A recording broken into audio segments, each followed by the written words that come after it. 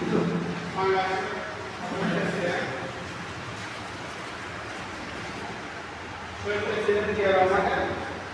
44তম স্বাধীনতা উপলক্ষে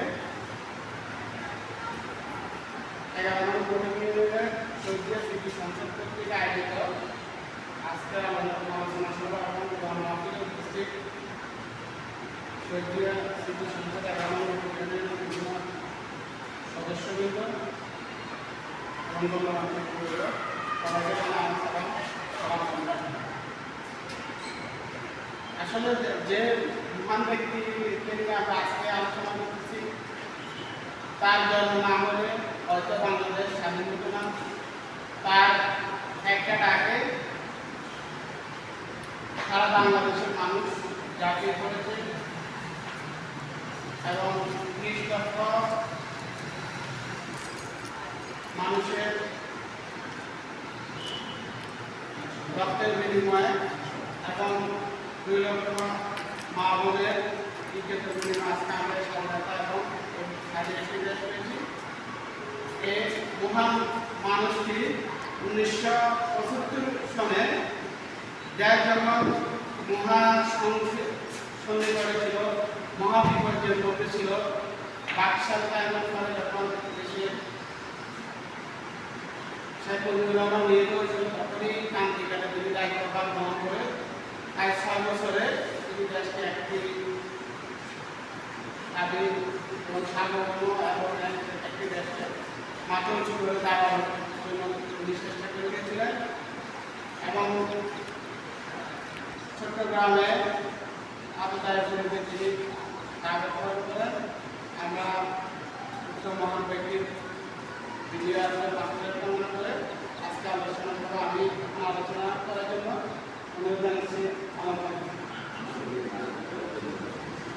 আমাদের সিটি সংসদে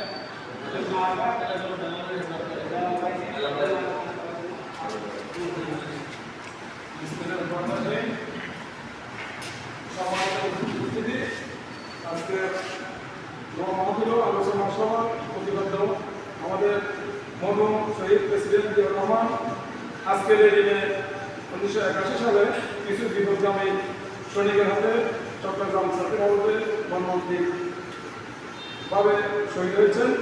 আমরা শহীদ জিয়ার আত্মার মাত্রা কামনা করি।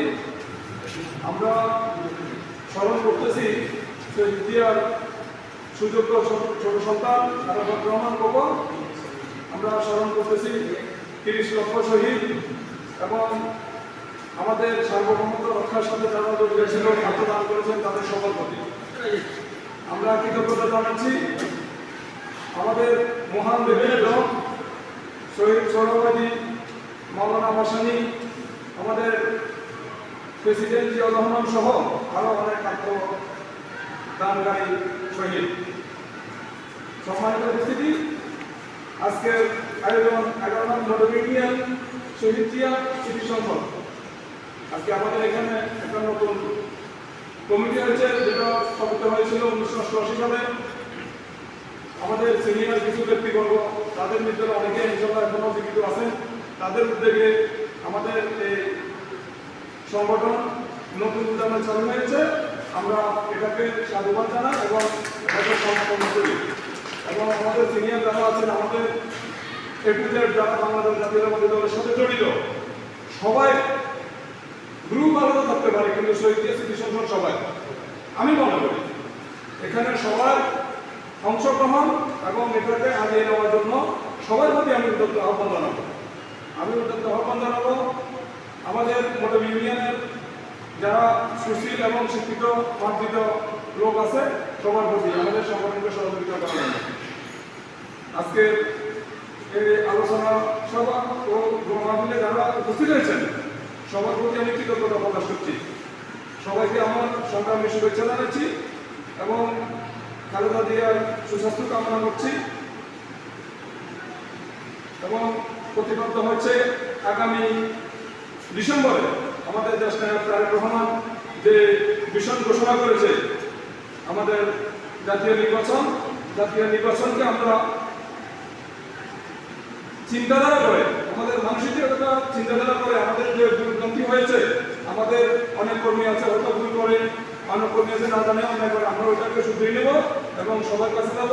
আজকে আমি এটা দিয়ে আহ্বান করতেছি সবাই অন্তত আমাদের জাতীয়তাবাদী দল বিএনপিটাকে মানুষের কাছে সুশৃঙ্খল এবং সুন্দরভাবে উপস্থাপন করার জন্য। সবার প্রতি কৃতজ্ঞতা জানিয়ে আমি আমার বক্তব্য এখানে শেষ করছি। বাংলাদেশ জিন্দাবাদ, শহীদ তারেক রহমান ধীরে বসে আজকে ফিরে বাংলাদেশে।